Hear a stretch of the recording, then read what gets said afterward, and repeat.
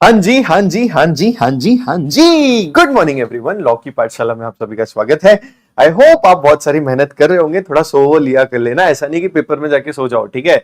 चलो, आप पहले बता दो आपको अपने आने वाले अटेम्प्ट, सर जो काफी चल ही रहा है ऑलरेडी, ठीक है। आपको बहुत अच्छी तरीके से मेहनत करके सीए फाउंडेशन तो पास होना ही है और लॉ में एग्जामिनेशन स्कोर करना है। बच्चों, आज का हमारा टारगेट है इंडियन रेगुलेटरी फ्रेमवर्क के इंपॉर्टेंट कॉन्सेप्ट्स को 30 मिनट्स के अंदर कंप्लीट कर देना। तो चलो चलो चलो चलो चलो, गुड मॉर्निंग पीयूष, अनीता, सुयश, चलो स्टार्ट करते हैं और इसे कंप्लीट करते हैं। चलो जी। यस, हेलो एवरीवन, लॉ की पाठशाला में आप सभी का स्वागत है। आज हम लोग 30 मिनट्स में इंडियन रेगुलेटरी फ्रेमवर्क टारगेट करते हैं। इंडियन रेगुलेटरी फ्रेमवर्क में अगर आप देखोगे तो सबसे पहले एक बेसिक्स उन्होंने बताया कि सर लॉ क्या चीज है, तो एक हो सकता है इस पे भी राइट शॉर्ट नोट पूछ ले, इंस्टीट्यूट कुछ भी कर सकता है, ठीक है। Law is the set of obligation and duties. तो लॉ कोई ऐसा ऑप्शन नहीं होता कि करना है तो करो पायल मैडम, नहीं करना तो मत करो। It is an obligation and duties imposed by the government for securing welfare and providing justice to the society.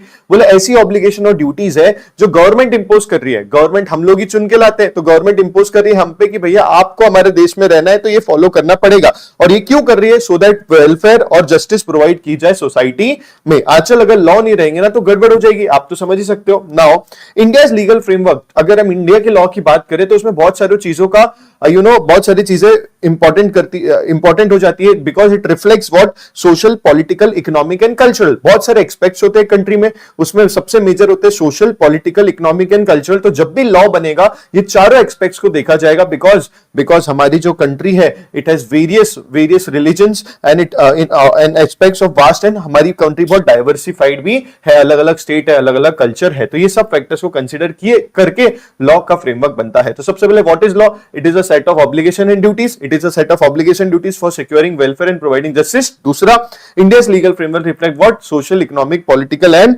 Cultural aspects, क्योंकि हमारी कंट्री बहुत डाइवर्सिफाइड है। अब आरती मैडम आपसे ये पूछा जा रहा है कि लॉ तो हमको समझ गया, बस सीए को लॉ की क्यों जरूरत है? सीए को लॉ की इसलिए जरूरत है बिकॉज हमको एक फुल फ्लेज चार्टर्ड अकाउंटेंट बनना है, और full fledge chartered accountant commerce में कानूनों का पता होना भी बहुत जरूरी है to become a full fledge chartered accountant. दूसरा, CA is the first level of contact on many legal matters. CA है ना पहले लेवल ऑफ, कभी भी देखना फोन आ जाता है क्लाइंट एंड ऑल का, अरे सर ऐसा हो गया, क्या करेंगे वैसा। तो we are the first level of contact for many legal matters. So we can, so हम हमारे क्लाइंट को एडवाइस कर पाए ऑन अ बेसिक लेवल। देखो बहुत स्पेशलाइज्ड हमें लॉ में रहना है क्या? नहीं, वो तो लॉयर्स वगैरह रहेंगे, हमको एक बेसिक नॉलेज तो होना ही चाहिए।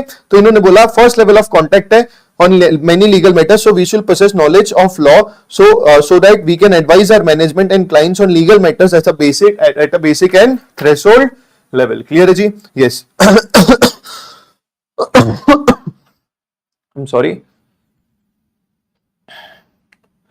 फिर उसके बाद आता है सोर्सेज ऑफ लॉ। फिर उसके बाद आता है सोर्सेज ऑफ लॉ।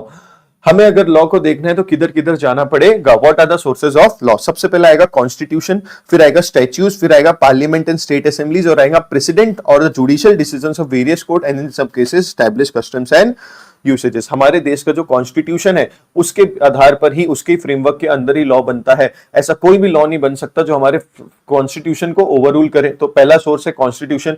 अब उसके हिसाब से जब लॉ बन रहा है, मतलब एक एक्ट पास होता है पार्लियामेंट में, रिद्धि मैडम, उसको बोलते हैं स्टैट्यूट्स। तो which is act, for example companies act 2013। तो मेरे को कॉन्स्टिट्यूशन भी पढ़ना है सोर्स के लिए, मुझे कानून जो पास होते हैं वो भी पढ़ना है सोर्स के लिए, मुझे पार्लियामेंट और स्टेट असेंबलीज में भी जो भी चीजें पास होती है मुझे वो भी पढ़ना है, क्योंकि ये लोग कौन पास कर रही है? हम लोग के रिप्रेजेंटेटिव पास कर रहे हैं। और लास्ट होते हैं पुराने कोर्ट्स के कुछ जजमेंट्स वगैरह जो इंपॉर्टेंट होते हैं, उन्हें हमें भी पढ़ना, उसे भी पढ़ना है। तो प्रेसिडेंट और the judicial decisions of various courts, and in some cases establish customs and usages, and establish customs and usages. तो आ जाओ वापस मेरे साथ रिवाइज करो। सर कितने होते हैं? सर चार होते हैं। कितने होते हैं? चार। Sources of law, types of law नहीं है बच्चों, ये वापस बोलो। These are the sources of law, कि एक इंसान को, आपको सीए बनने के लिए अगर लॉ को देखना है तो कहां का सोर्स आपको देखना है। तो सबसे पहले कॉन्स्टिट्यूशन आ गया, दूसरा आ गया स्टैट्यूट्स, तीसरा आ गया पार्लियामेंट एंड स्टेट असेंबलीज, चौथा आ गया प्रेसिडेंट्स और the judicial decisions of various courts, and in some cases establish usages and customs. Precedents and judicial decisions, पुराने कोर्ट के डिसीजंस है वो, and in some cases establish customs and usages. Customs and usages होते हैं काम करने के तरीके।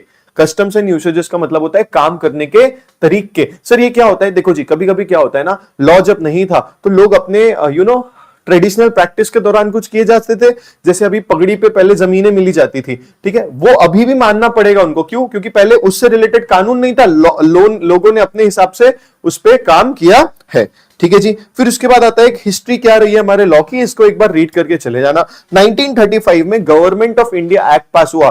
1935 में आजादी नहीं मिली थी, इसलिए ध्यान रखना, गवर्नमेंट ऑफ इंडिया एक्ट 1935 में पास हुआ in the parliament of UK, and it is the precursor, मतलब it is the foundation of our constitution of India. बाद में जाके इसमें से ही कुछ और चेंजेस वगैरह करके थोड़ा उसमें से प्रिंसिपल्स लेके हमारा कॉन्स्टिट्यूशन बना। तो कॉन्स्टिट्यूशन का थोड़ा लिंकेज रूट्स हम कहां जा सकते हैं? गवर्नमेंट ऑफ इंडिया एक्ट 1935 में जा सकते हैं। 1935 याद रखना भैया, आजादी नहीं मिली थी तो ये कहां पास हुआ था? कहां पास हुआ था? यूनाइटेड किंगडम के पार्लियामेंट में। कहां पास हुआ था? यूनाइटेड किंगडम के पार्लियामेंट में। फिर इट डिफाइंस हमारे characteristics of the government from unitary to federal. कैसे डिफाइन किया? फ्रॉम यूनिटरी टू फेडरल उन्होंने डिफाइन किया। फेडरल गवर्नमेंट मतलब बहुत अलग अलग स्टेट, अलग अलग गवर्नमेंट जहां पे होती है, जैसा हमारा देश है। Powers were distributed between central and state, powers distribute कर दिए गए सेंट्रल और स्टेट के बीच में। Federal government was established and had jurisdiction of appellate और रीजनल एडवाइजरी। फिर the powers of appellate jurisdiction extend to civil and criminal cases. दो चीजें हैं, सिविल और क्रिमिनल केसेस में एक्सटेंड किए जाते थे। जो एडवाइजरी जुरिसडिक्शन है was extended with the powers of federal government to advise governor on general matters of public opinion। तो जो एडवाइजरी जुरिसडिक्शन था वो क्या करता था? गवर्नर को इनपुट्स देता था, एडवाइस देता था ऑन मैटर्स जो जनरल पब्लिक के लिए इंपॉर्टेंट हो जाते हैं। उसके बाद आता है the federal court operated for 12 years. 12 साल तक ये कोर्ट चली। कितने साल तक? 12 साल तक ये सोच चली। और शगुन के कितने केस? 151 केस उन्होंने देखे। 12 साल तक चली, 151 केस देखे। The constitution of India 1950 is the foremost law that deals with the framework within which our democratic works and our laws are made for the people by the people. जो हमारा constitution है 1950 का, that is the foremost, जिसके basis पे हमारे पूरे कानून बनेंगे। और जो भी कानून रहेंगे that will be for the people, मतलब लोगों के लिए, एंड बाय द पीपल मतलब लोगों से ही।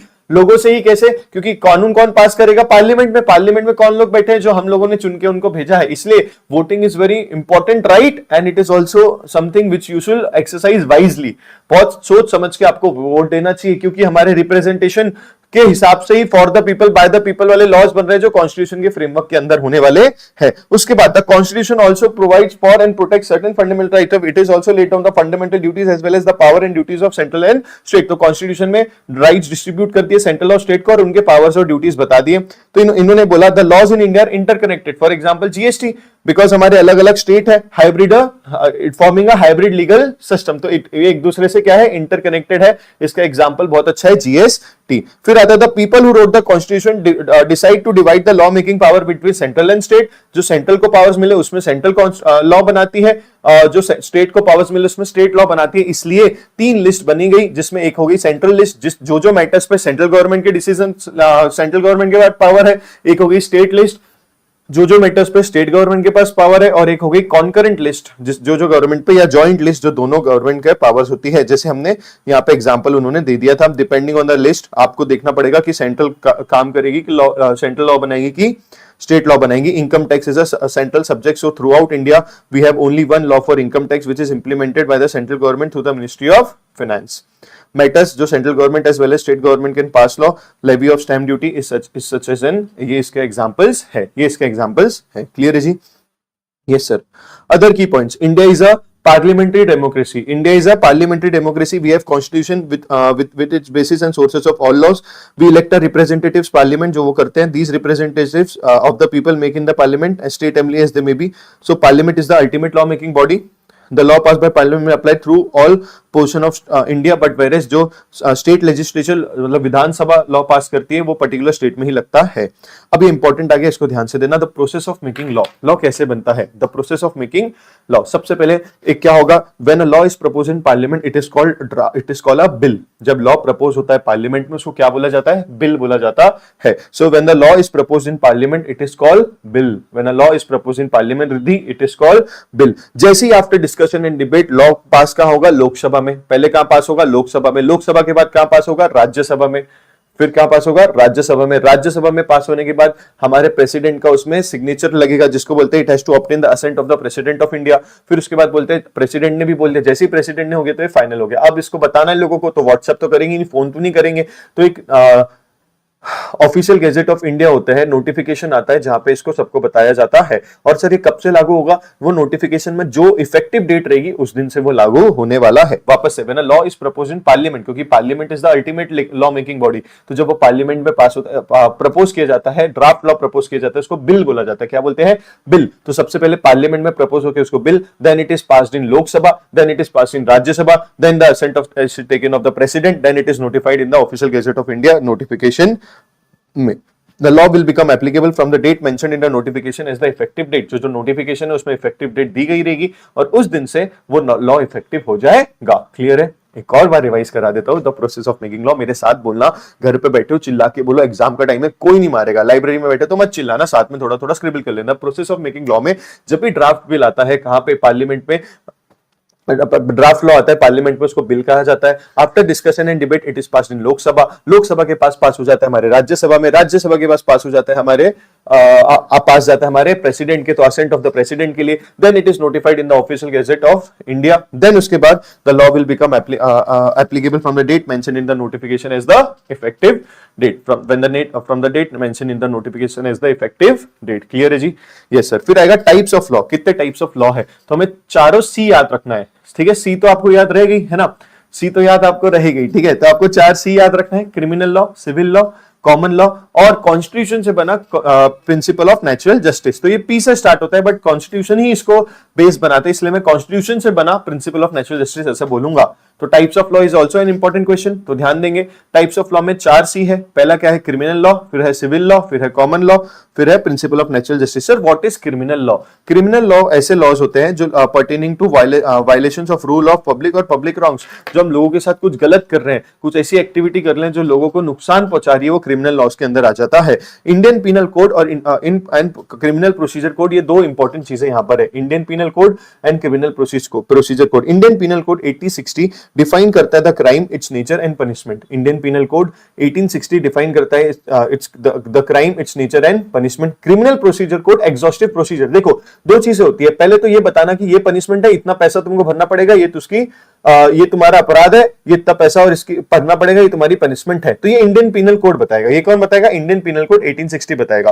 Crime, its nature and punishment. तो क्राइम क्या है, उसका नेचर क्या है और पनिशमेंट क्या है। तो क्राइम मर्डर करना है, नेचर क्या है अगर आप कुछ करते हो जिससे सामने वाला मर जाता है वो, और उसकी पनिशमेंट क्या है, तो जो भी है वो इंडियन पीनल कोड में है। बट ये पनिशमेंट लगाना कैसे, क्या प्रोसेस रहेगा, ये सब एग्जॉस्टिव चीजें हैं। तो क्रिमिनल प्रोसीजर कोड 1973 डिफाइन करती है exhaustive procedure for executing the punishment. ठीक है जी। सबसे पहले हमारे क्रिमिनल लॉस क्या है, पब्लिक लॉन्ग से रिलेटेड है, 2 चीजें इन्वॉल्व हो जाती हैं, इंडियन पीनल कोड और and criminal procedure code. Indian penal code में बताता है कि क्राइम क्या है, क्या नेचर है और क्या पनिशमेंट है। इंडियन पीनल कोड में बताया जाता है क्राइम क्या है, क्या नेचर है और क्या पनिशमेंट है। और क्रिमिनल प्रोसीजर कोड में एग्जॉस्टिव प्रोसीजर बताया जाता है in relating to such crime. For example, murder, rape, theft, fraud, cheating and assault are some of the same. Clear है जी? Yes sir. उसके बाद civil law, civil law. Hello sir, good morning Ranjeet भाई, hi आरती, good morning. ठीक है, इधर ध्यान दो। Civil law मतलब जैसे ऑर्गेनाइजेशन से डिस्प्यूट हो गए, गाड़ी खरीदी, पैसा दे दिया, सामने वाले ने गाड़ी ही नहीं दिया। ठीक है, तो ऐसे बहुत सारे केसेस हो जाते हैं जो हमारे सिविल मैटर्स को सॉल्व करने के लिए लॉ बनाए जाते हैं। So civil law, matters of disputes between individuals and organisation, matters of dispute between individuals और organisation. Civil court enforces the violation of certain rights through. हमें अगर ये राइट एक्सरसाइज करनी है तो मैं चिल्ला के बोलूंगा कि अरे इन्होंने मेरे साथ गलत किया, मैंने कार के पैसे दे दिए, मुझे कार नहीं दिए। ऐसा नहीं होता है बच्चों। आपको क्या करना पड़ता है, आपको एक सिविल सूट फाइल करना पड़ता है। आपको क्या करना पड़ता है, एक सिविल सूट फाइल करना पड़ता है। फिर क्या होता है, ये लोग फोकस करते हैं on dispute resolution rather than punishment. इनको ऐसा नहीं है कि आपको पनिशमेंट देना है, इनको है कि दोनों पार्टी के, दोनों इंडिविजुअल्स या ऑर्गेनाइजेशन के बीच में जो झगड़ा चल रहा है, जो सिविल प्रॉब्लम चल रही है, उसको सॉल्व करना है। तो they focuses on dispute resolution rather than punishment. They focuses on dispute resolution rather than punishment. फिर the act of processes and administration of civil law are governed by the code of civil procedure 1908। The act of processes and administration of civil law are governed by the code of civil procedure 1908। इसके लिए भी है विधि जी। ठीक है, फिर civil law can be further classified into 4 चीजें। Law of contract, जो हम लोग कॉन्ट्रैक्ट एक्ट पढ़ते हैं, फैमिली लॉ, जो फैमिली से रिलेटेड लॉज होते हैं, property law and law of torts. Tort का मतलब होता है सिविल रॉन्ग। अंकुश जी, टॉर्ट का मतलब क्या होता है, सिविल रॉन्ग। तो हमारे जो सिविल लॉ है वो 4 चीजों में डिवाइडेड है। पहले family, contract, family law, contract law, उसके बाद property law and civil law, ये सब सिविल केसेस आ जाते हैं। इसमें किसी के मार धार ये सब नहीं होता है, इसमें एक दूसरे का मत नहीं बैठते, ठीक है। तो सिविल इंडिविजुअल्स और ऑर्गेनाइजेशन के डिस्प्यूट से रिलेटेड होता है। For example civil offences are breach of contract, sellers defamation, dispute between landlord and tenant. Clear है जी, क्लियर है जी, ये हो गया सिविल लॉ। फिर आता है write a short note on common law. What is common law? A judicial prediction और a case law is common law. हमारे देश में ऐसे सिविल सूट तो और क्रिमिनल सूट तो बहुत सारे लोग फाइल करते होंगे, फिर उस पे पूरा वो केस को पूरा अच्छे से समझते होंगे जज साहब लोग, और कोर्ट में उसकी सुनवाई होती होगी। पूरे एविडेंस लेने के बाद, पूरे फैक्ट्स जानने के बाद जब सुनवाई होती है तो कोर्ट का काफी टाइम लग जाता है, और उसमें सब कुछ लॉ का क्या इंटेंशन है वो बता के न्याय दिया जाता है एक पीड़ित आदमी को। तो इन्होंने बोला जो कॉमन लॉ के अंदर मालूम क्या आएगा, जो कोर्ट के जो ऑर्डर्स आते हैं इतनी स्टडी वडी के बाद ये आ जाएंगे। तो आपको कोई भी कानून भी पढ़ना है तो आप ये कोर्ट के ऑर्डर्स भी पढ़ सकते हो, क्योंकि उसमें अच्छे से इंटरप्रिटेशन है। अब क्या होगा इससे आसानी, एक और चीज क्या हो जाती है ना, जैसे सेम टाइप का अगर मेरा भी केस है तो कोर्ट्स को और जज साहब को पूरा कानून सब कुछ वापस से रन करने की जरूरत नहीं है, वो यही लॉ को रेफर करके जजमेंट दे सकते हैं। इसलिए आप आगे जाके बहुत सारे कानून पढ़ोगे ना, उसमें दिया रहता बहुत सारे केसेस पढ़ोगे तो उसमें दिया रहेगा this was also held in the case of XYZ, इसलिए हम ऐसा कर रहे हैं। जज साहब लोग डायरेक्ट बोल देते ये सेम चीज दूसरे केस में हुई थी इसलिए हम ऐसा कर रहे हैं, तो कॉमन लॉ हो जाता है। Judgement by the supreme court, supreme court का जजमेंट आप यूज कर सकते हो इस बाइंडिंग ओवरऑल इंडिया के लिए under article 141। Thus, doctrine of stare decisis is the principle supporting common law। बस एक चीज इसमें इंपॉर्टेंट है, एक चीज इसमें बहुत इंपॉर्टेंट है, the doctrine of stare decisis। इसका मतलब क्या होता है कि भैया to stand by that which is already decided. जब कोर्ट ने वैसे टाइप के मैटर में ऑलरेडी अपना डिसीजन ले लिया है, जब कोर्ट ने वैसे टाइप के मैटर में ऑलरेडी अपना डिसीजन ले लिया है तो क्यों उस पर हम स्टैंड ना करें, नहीं तो कितना गड़बड़ हो जाएगा। आपने सेम टाइप का मैटर देखा, कोर्ट में चला, कोर्ट ने एक अलग सुनवाई दे दी और आपके केस में अलग आ रहा है, तीसरे के केस में अलग आ रहा है, इससे कितने ज्यादा मिसअंडरस्टैंडिंग कंफ्यूजन हो सकता है। इसलिए कॉमन लॉ भी बहुत इंपॉर्टेंट होते हैं। तो स्टेयर डिसीजन का प्रिंसिपल बोलता है to stand by that which is already decided. मेरे साथ एक बार बोलोगे क्या बोलता है इसका, to stand by that which is already decided. It reinforce the obligation of courts to follow. But एक चीज ध्यान देना चाहिए कि जो भी मैटर है, रूलिंग्स है, वो उसके पूरे जो भी केस है आर सिमिलर और on all four legs. It is similar और ऑन ऑल फोर लेग्स। चारों कोने से वो सिमिलर होने चाहिए। अगर फैक्ट सिमिलर नहीं है तो फिर आप कॉमन लॉ को यूज नहीं कर सकते, और ये बहुत सिंपल सी बात है। क्लियर है जी। तो जो पुराने डिसीजन है उससे अगर आपके फैक्ट्स लो है तो आप यूज कर सकते हो, कोई दिक्कत की बात नहीं। एक ये लोग केस बना देंगे, एक केस दे देंगे XYZ है, while the judgment the court referred to common law, please explain in brief, can they do so? Yes, तो हम बोलेंगे one of the type of law is common law, and फिर बोलेंगे explain in brief about common laws in India, तो आपको ये दिखना पड़ेगा। A judicial precedent or a case law is a common law। Supreme court का binding होता है 141 पूरे देश में। स्टेयर डिसीजन का प्रिंसिपल है और जो भी फैक्ट्स है वो सिमिलर होने चाहिए। क्लियर है जी। Yes sir. फिर आता है एक principal of natural justice also known as just natural deal with certain fundamental principle of justice going beyond written law। अब ये है ना, कानून में नहीं लिखा, कोई इसके लिए अलग से एक्ट नहीं बना, बट हमारा जो कॉन्स्टिट्यूशन है ना उसमें कुछ प्रिंसिपल दिए जाते हैं। Right to education, right to food, right to shelter, right to speak, right to information, ये सब हमारे राइट है जो कहां से आते हैं, कानून से आते हैं। तो ये लोग बोलते हैं also known as just natural deals with certain fundamental principle of justice going beyond written law। A judgment can override or alter a common law। जो जजमेंट्स होते हैं कोर्ट के वो कॉमन लॉ को ऑल्टर ओवरराइड कर सकते हैं, कोई दिक्कत बात नहीं, but it can not override the act. हो सकता है एक कोर्ट का उसका जजमेंट इंटरप्रिटेशन एक जज का थोड़ा डिफरेंट है तो it can override a common law, but कभी भी कानून को ओवरराइड कर पाएंगे क्या? नहीं, क्योंकि कानून बनाया है लोगों ने। सर लोगों ने नहीं ना, नेताओं ने। अरे तो नेता भी पार्लियामेंट में हम नहीं भेजे। क्लियर है। इसलिए याद रखना, अ जजमेंट कैन ओवरराइड और ऑल्टर अ कॉमन लॉ। एक जजमेंट ओवरराइड और ऑल्टर कर सकते हैं कॉमन लॉ को, but it can not do so statute. दो एग्जांपल इन्होंने दिए, एक है ऑडी अल्टरम पार्टम, ऊपर है नेमो जुडेक्स क्वाजा सिया, नेमो जुडेक्स इन क्वाजा सिया। पहले पढ़ते हैं आप। ऑडी अल्टरम पार्टम का मतलब होता है अगर आप किसी को भी कोई ऑर्डर, किसी को कुछ पनिशमेंट दे रहे हो, उसके अगेंस्ट में कुछ भी सुना रहे हो, कोर्ट कोई भी जजमेंट पास कर रहा है तो उसको पहले कुछ अपने बचाव में बोलने का मौका देना चाहिए। इसको हम बोलते हैं अपॉर्चुनिटी ऑफ बीइंग हर्ड। बार बार आप अलग अलग कानून में पढ़ोगे, इसलिए the literal meaning is the hear the other party और give the other party a fair hearing. क्या मीनिंग होता है इसका? हियर द अदर पार्टी और give the other party a fair hearing, and reasoned decisions are the rules of natural justice। reasoned decisions are the rules of natural justice। फिर आएगा nemo judex in causa sua, literally meaning no one should be made a judge in his own case and its rule against prejudice। खुद के इसमें आप अगर जज बन जाओगे या आपके में आप किसी के लिए ऐसा किस ऐसे आदमी के लिए जज बने हो जो आप इंटरेस्ट है, आपके फैमिली मेंबर है, आपका रिलेटिव है, आपका दोस्त है, तो ऐसा नहीं होना चाहिए। It is against the principal of natural justice. तो कॉन्स्टिट्यूशन से जो हमें कुछ प्रिंसिपल्स मिले जिससे हमारे नेचुरल जस्टिस मिलता है उसके अगेंस्ट नहीं हो। तो दो इन्होंने देन नेमो जुडिक्शन कॉजेस हुआ और दूसरा ऑडी अल्ट्रम पार्टम। ठीक है, चलो enforcing law what is ministry, नहीं एग्जामिनेशन के हिसाब से मिनिस्ट्री ऑफ फाइनेंस पे आता है डायरेक्ट, ऑल्सो नोन एज वित्त मंत्रालय। ठीक है, अब इतना तो आपको पता होगा यार, ऐसे मत करना। ठीक है, अरे भाई लाइक वाइक कर दो, कैसा लग रहा है, गुड मॉर्निंग हो गया है। चलो तबीयत भी तुम्हारा पेपर पेट खराब होनी थी बट रुकेंगे नहीं, पेपर है, खाएंगे दवाई, चलते रहेंगे, सो जाएंगे बाद में। सबको तुमको पता है, तुम लोग भी सोएगा पेपर खत्म होने के बाद, घोड़े बेच के एकदम, मैं भी सब बेच के सो जाएगा। द मिनिस्ट्री ऑफ फाइनेंस, तो इसको और क्या बोला जाता है, वित्त मंत्रालय। वित्त मंत्रालय, ministry of finance is the ministry with the government of India. ये किससे रिलेटेड है, ये हमारी इकोनॉमी ऑफ इंडिया से रिलेटेड है। ये किससे रिलेटेड है, हमारी इकोनॉमी ऑफ इंडिया से रिलेटेड है। Serving as the treasury of India, serving as a treasury of India. Shriraj बाबू सुनो, अब बोलते हैं in particular it concerns with what. अब आपको तो पता है मिनिस्ट्री ऑफ फाइनेंस में टैक्सेशन आता है, फाइनेंशियल लेजिस्लेशन आता है, फाइनेंशियल इंस्टीट्यूशन, कैपिटल मार्केट, जो भी आपको फाइनेंस से रिलेटेड चीजें सब इसमें लिख देना, 3-4 भी लिख दोगे तो चलेगा। तो taxation, financial legislation, financial institution, capital market, state finances and the union budget, ये सब इनके अंदर आता है।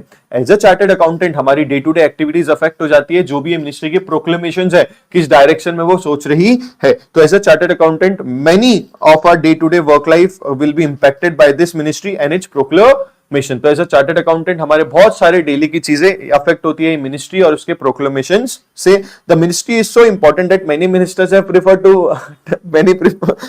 To hold the portfolio of finance ministry. और फाइनेंस मिनिस्ट्री क्योंकि वित्त मंत्रालय है, उसमें पैसा इन्वॉल्व होता है, तो इट इज वेरी इंपॉर्टेंट। ठीक है, तो बहुत सारे मिनिस्टर उसको होल्ड करने का सोचते हैं। One of the important functions of finance ministry is the presentation of union budget.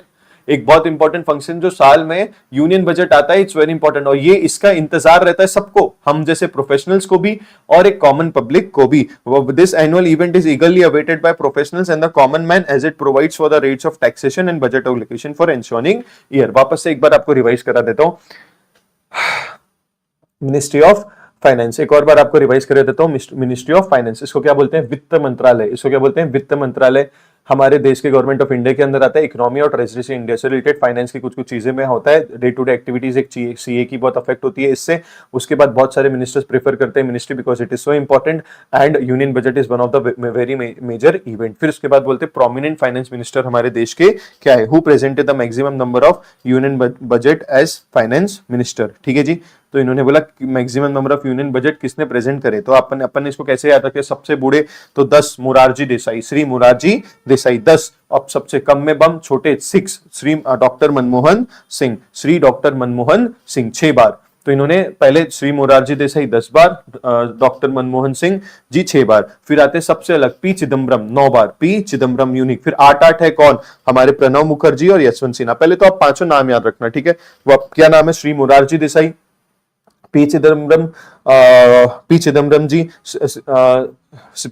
जी, प्रणब मुखर्जी और यशवंत सिन्हा जी और डॉक्टर मनमोहन सिंह जी, ये सब है। अब आपको ध्यान रखना है कि इसमें से 2 श्री मुरारजी देसाई सबसे बड़े 10 बार उन्होंने प्रेजेंट किया। फिर डॉक्टर मनमोहन सिंह कम में बम छोटा पैकेट बड़े धमाके 6 बार उन्होंने प्रेजेंट किया। सबसे यूनिक पी चिदम्बरम 9 बार और 8 बार किसने, श्री प्रणब मुखर्जी ने, और 8 बार यशवंत सिन्हा जी ने।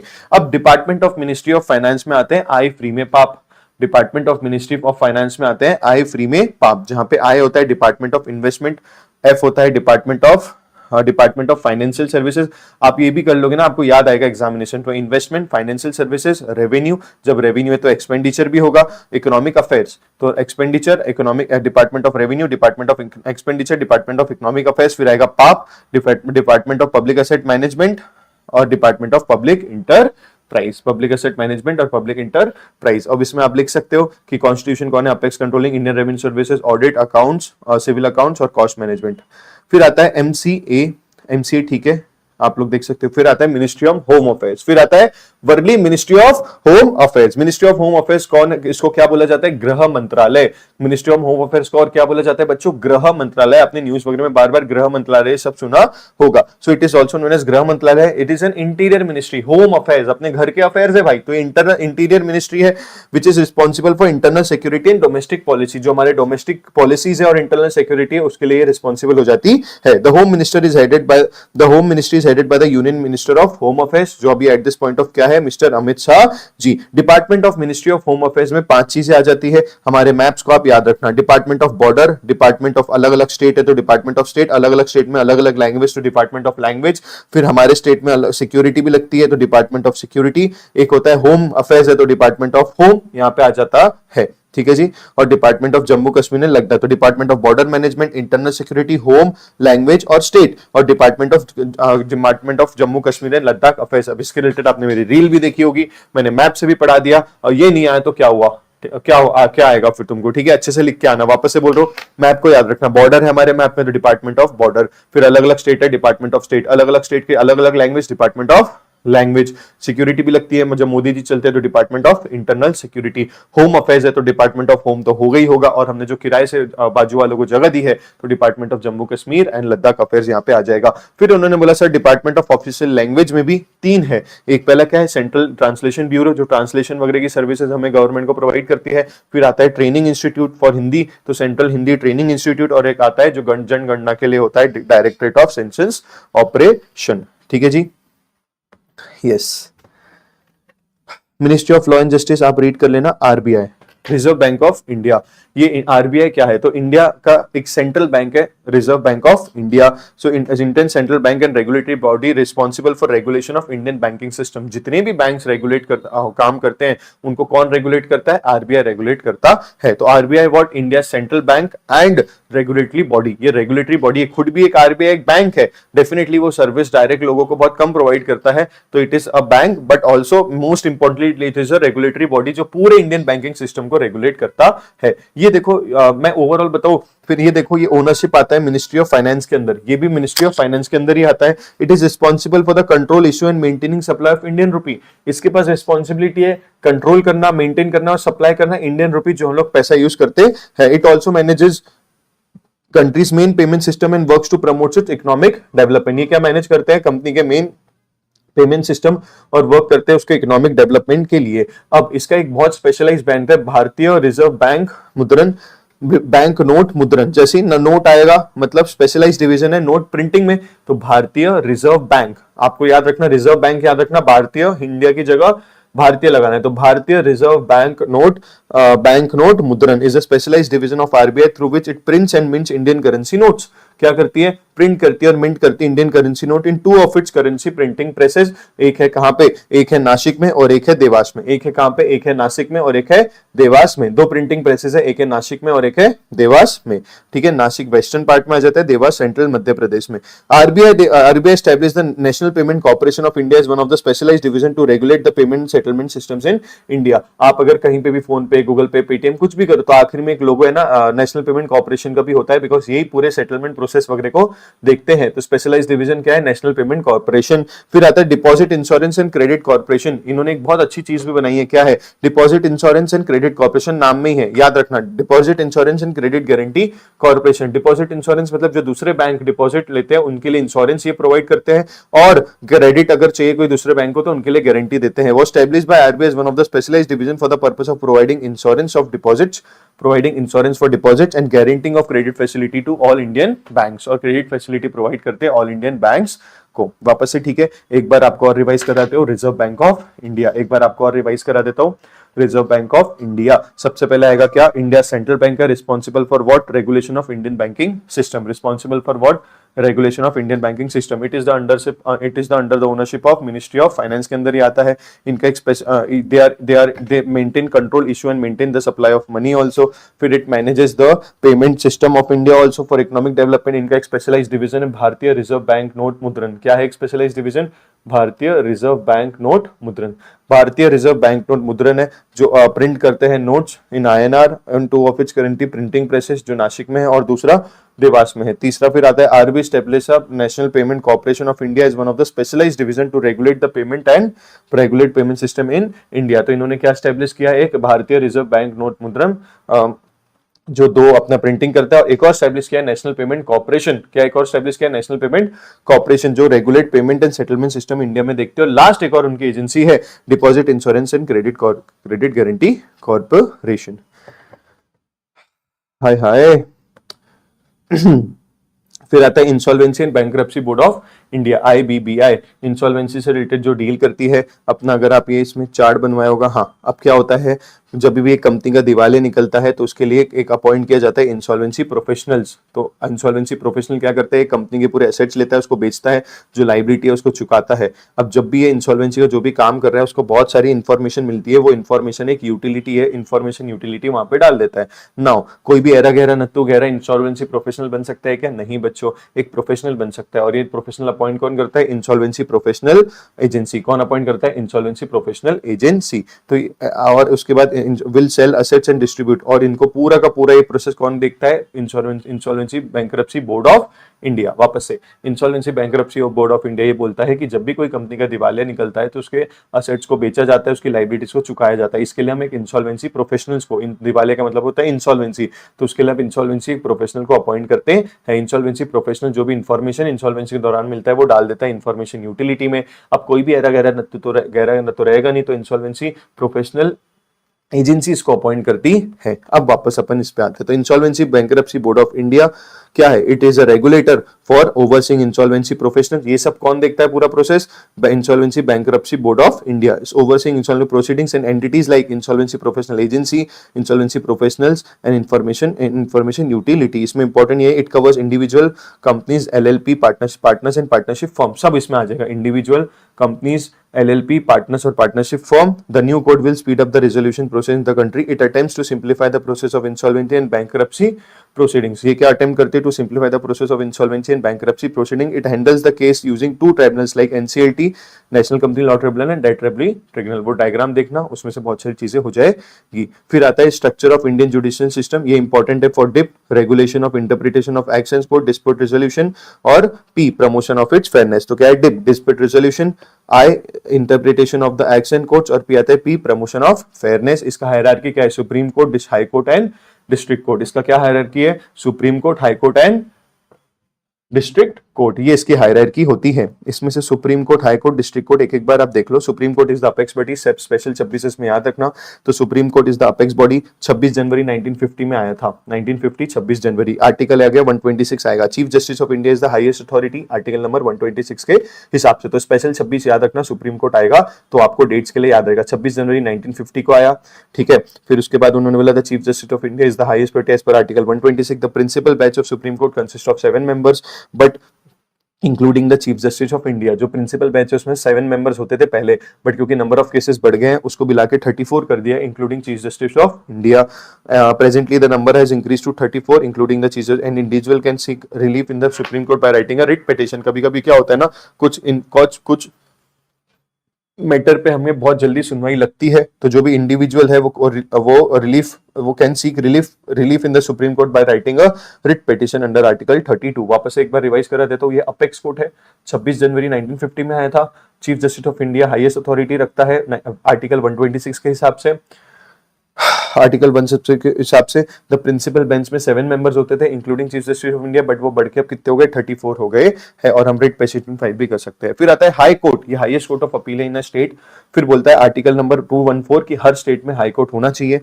आर्टिकल 227 बोलता है the Indian constitution limits high court is supervisory power, limit कर दिए थे क्या में? स्टेट में। In India there are 25 high courts for each state and union territory, for each state and union territory 6 states have a single high court. अब कुछ ऐसे 6 states हैं जिनका हाई कोर्ट एक है, तो इसलिए बोला टोटल कितने हैं? 25 हाई कोर्ट्स है, बट उसमें से कुछ 25 हाई कोर्ट है टोटल, और इसमें से 6 स्टेट्स ऐसे हैं जिनका हाई कोर्ट एक ही है। तो 6 स्टेट्स के जितने भी हाई कोर्ट के केसेस है ना, वो एक ही कोर्ट में जाते हैं। वापस से बोल रहा हूँ, टोटल 25 है।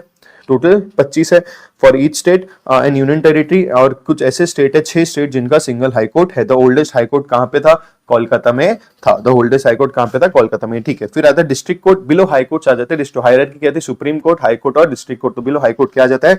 District, the court of district the deals with civil matters, the courts of sessions deal with criminal matters. जो डिस्ट्रिक्ट जज है वो सिविल मैटर्स देखता है, जो कोर्ट ऑफ सेशंस है वो क्या देखता है? क्रिमिनल मैटर्स देखता है। अंडर पिक्यूनियरी जुरिसडिक्शन अ सिविल जज can try suits value not more than 2 crore. 2 crore से ज्यादा हमारा डिस्ट्रिक्ट कोर्ट का बंदा कोई भी मैटर नहीं देख सकता है। Jurisdiction means the power to control, power to control jurisdiction मतलब एक जुरिसडिक्शन ऑफिस अगर यहां पर है तो इसके अंदर जो भी एरिया आएगा उन एरिया के कोई भी मैटर को कंट्रोल करना है उनके हाथ के अंदर आ जाता है।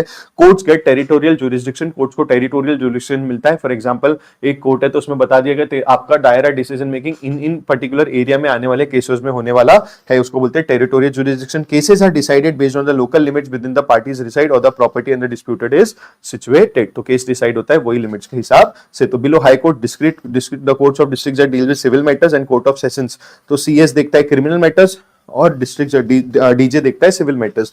तो डिस्ट्रिक्ट जज देखता है सिविल मैटर्स और सीएस देखता है कोर्ट ऑफ सेशन देखना है क्रिमिनल मैटर्स। तो 2 करोड़ से ज्यादा की वैल्यू में नहीं कर सकते। Jurisdiction means the power to the control, courts को टेरिटोरियल जुरिसडिक्शन मिलती है। Cases are decided based on the local limits within which the parties resides और property under dispute is situated. ये मेट्रोपॉलिटन 2 लाइन का आप एक बार देख लेना बच्चों। मैंने ट्राई किया है कि ऑलमोस्ट ही मैंने पूरा इंडियन रेगुलेटरी फ्रेमवर्क करवा दिया। जानबूझ के मेरी स्पीड बहुत फास्ट है, मुझे पता है आपको फास्ट लग रही है, बट ये टाइम फास्ट का ही है। और अभी अगर अपन स्लो स्लो पढ़ेंगे तो फिर हमें अगले अटेम्प्ट में पेपर देना पड़ेगा।